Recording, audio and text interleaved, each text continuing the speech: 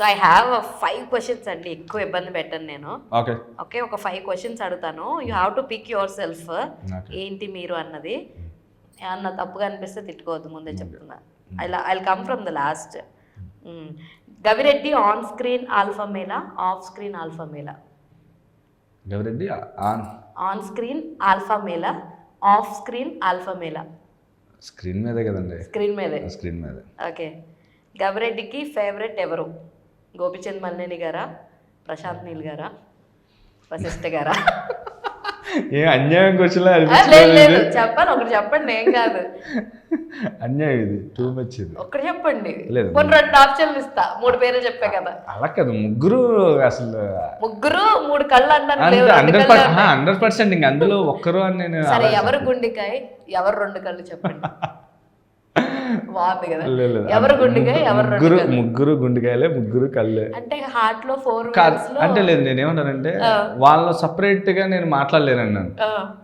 ముగ్గురు నాకు వెనకుండి అన్ని యాంగిల్లో సపోర్ట్ చేసిన వాళ్ళు ముగ్గురు నన్ను బలంగా నిలబెట్టిన వ్యక్తులు. సో నేను ఒకరి గురించి అలా చెప్పలేను. సరే, ఓన్లీ యాక్సెప్ట్ చేశాను. సో ముగ్గురు నా గుండెకాయలే.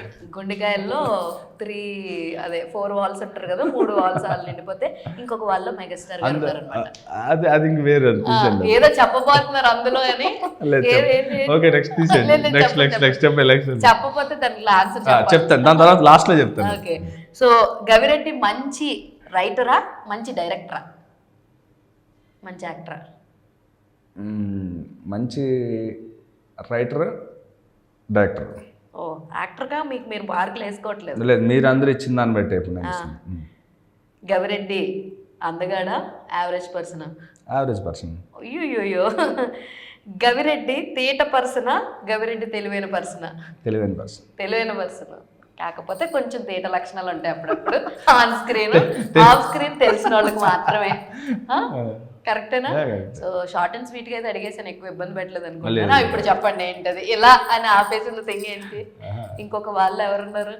చిరంజీవి గారి పేరు చెప్పకపోతే ఎవరి పేరు చెప్పేవారు? నా ఫ్రెండ్ ఉన్నాడు, Srikanth. Okay. So upcoming projects ఏమున్నాయి లైనప్ లో? ఇమీడియట్లీ హోంబాలి సినిమా ఒకటి, అది డైరెక్ట్ చేస్తున్నా. రైటింగ్ షో టైమ్ అని నవీన్ చంద్ర డైలాగ్స్ రాసా. చూసాను నేను.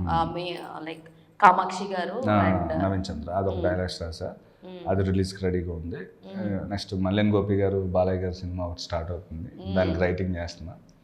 ఇప్పుడు ఒకటి ఏదో యాక్టింగ్ వచ్చింది, 2 ప్రాజెక్టులు వచ్చాయి. అది ఒకటి మేనేజ్ అండి, ఇటు రాస్తున్నారు, అటు తీస్తున్నారు, ఇటు చేస్తున్నారు. చేద్దామండి, పని చేద్దాం, వచ్చింది దాన్ని. హౌ ఇస్ బ్యాలెన్సింగ్ అంటున్నాను. ఎలా పాసిబిలిటీస్ చేస్తున్నారు, దేనికి ఎలా టైంలు కేటాయిస్తారు? టైం సెట్ చేసుకుంటున్నానండి, టైం సెట్ చేసుకుని జాగ్రత్తగా బ్యాలెన్స్ చేస్తాను. గవిరెడ్డికి ఉన్న 3 మంచి లక్షణాలు చెప్పండి. గవిరెడ్డి ఎప్పుడు హ్యాపీగా ఉంటాడు, అవతల వాళ్ళు ఇబ్బంది పెట్టాడు, అవతల వాళ్ళు ఇబ్బంది పడితే దూరంగా వెళ్ళిపోతాడు. ఓకే. అయిపోయింది. గవిరెడ్డికి ఉన్న బ్యాడ్ క్వాలిటీస్ ఏంటి, మీరుగా అనుకున్నవి? కొంచెం అప్పుడప్పుడు బద్ధకం. ఓకే. 1-2 అలవాట్లు ఉన్నాయి, మానేయాలనుకుంటున్నా, మానేస్తా. ఓకే, అంతే. 2. ఇంకొకటి చెప్పలా? ఇంకోటి నచ్చుందా? నచ్చనిది మీకే నచ్చనిది. నాలో నాకు నచ్చిందా?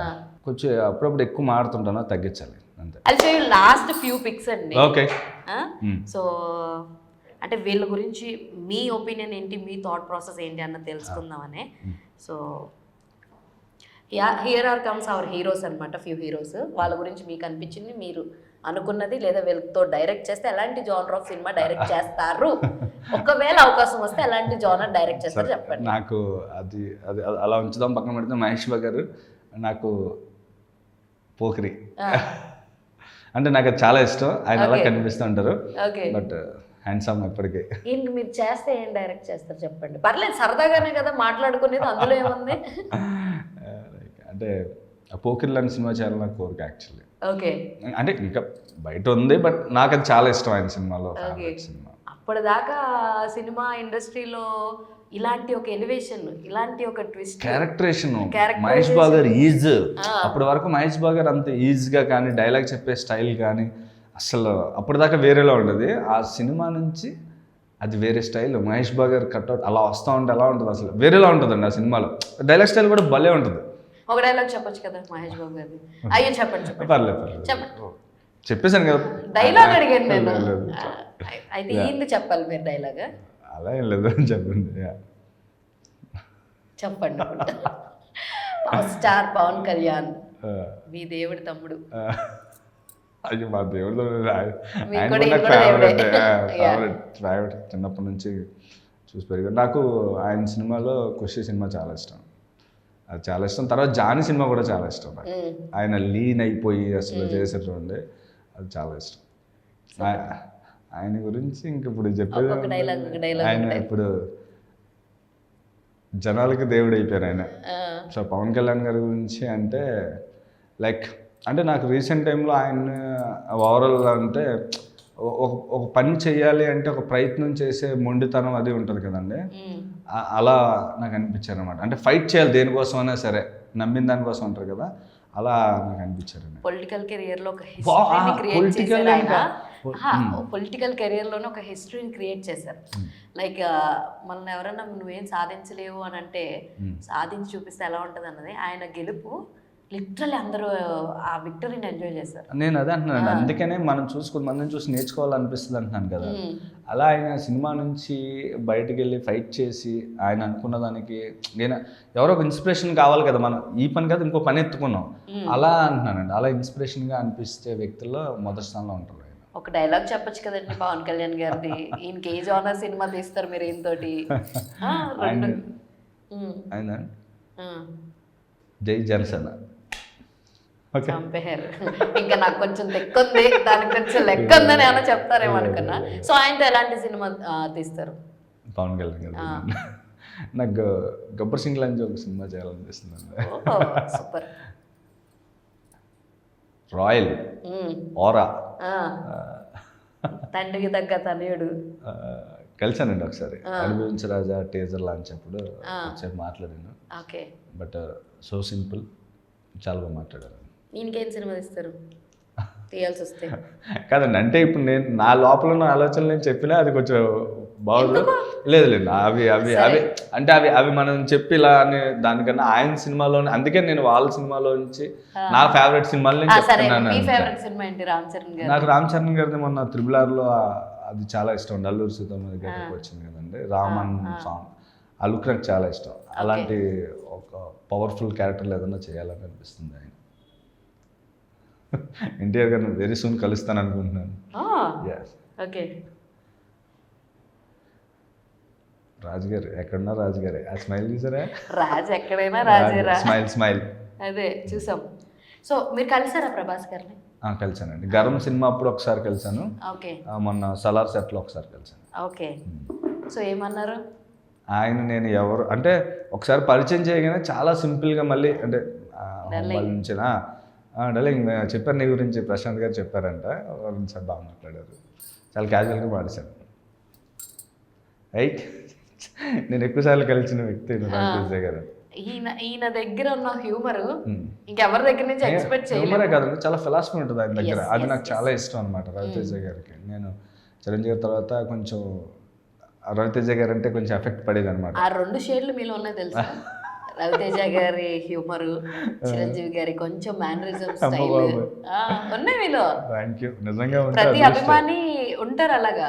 I have seen many of my friends still hair style, Pawan Kalyan గారి అభిమానులందరూ ఆయన హెయిర్ స్టైల్, రవితేజ గారి అభిమానులందరూ ఆయన ఈజ్. సో నాకు కూడా మేబీ రవితేజ గారి ఎఫెక్ట్ కొంచెం గట్టిగానే పడిందండి. అంటే ఆయనతో కలిసినప్పుడు, కథ చెప్పినప్పుడు, లేదా 2-3 సార్లు మాట్లాడినప్పుడు, ఆయన ఇంటర్వ్యూ చేసినప్పుడు, ఆయన ఫిలాసఫీ చాలా ఇష్టం నాకు. అయిపోయిన దాని గురించి వదిలేదు. మీరు అడిగారు గుర్తులేవని, నిజంగా నాకు అయిపోయిన దాని గురించి వదిలేడవాడిని, నెక్స్ట్ ఏం చేసుకుంటూ వెళ్ళిపోవాలన్నది నాకు కూడా ఇష్టం. ఆయన నాని గారు లైక్ అంటే ఇప్పుడు నాలాంటి వాళ్ళందరికీ ఒక రీసెంట్ టైంలో ఒక ఎనర్జీ ఇచ్చే వ్యక్తి అండి. అంటే మరి అంతే కదండి, ఇప్పుడు చిరంజీవి గారు, రవితేజ గారు, నాని గారు అంటే అలా వచ్చి మళ్ళీ అంత స్ట్రాంగ్గా నిలబడి సినిమా కోసం ఎంత ఫైట్ చేస్తారండి. నేను కలిసాను అప్పుడు, చాలా లాంగ్ బ్యాక్ కలిసాను. పుష్పరాజ్ చెప్పండి, పుష్పరాజ్ గారి గురించి మీకేమనిపిస్తుంది? ఆయనలో మీకు నచ్చే ఏంటి? నవ్వుతున్నారేంటి? అంటే ఆయన నాకు చాలా ఎమోషనల్ అండి. ఆయనతో జర్నీ బాగా జరిగింది కొద్ది రోజులు. సో ఆయన మాత్రం అంటే నాకు ఆయనలో ఫస్ట్ నుంచి ఒక నచ్చింది ఏంటంటే, అంటే ఎలా అన్నా సరే ఒక దాని ఇందాక మనం చెప్పాను చూడండి పవన్ కళ్యాణ్ గారు, అలాగే ఈయన కూడా ఏంటంటే ఆయన అనుకున్న దానికోసం ఎంత ఫైట్ అనేది చేస్తారో, ఎంత దూరం అని వెళ్తారు. సినిమా కోసం ఆయనంత పొద్దున్న లేస్తే సినిమా సినిమా సినిమా సినిమా అంతే.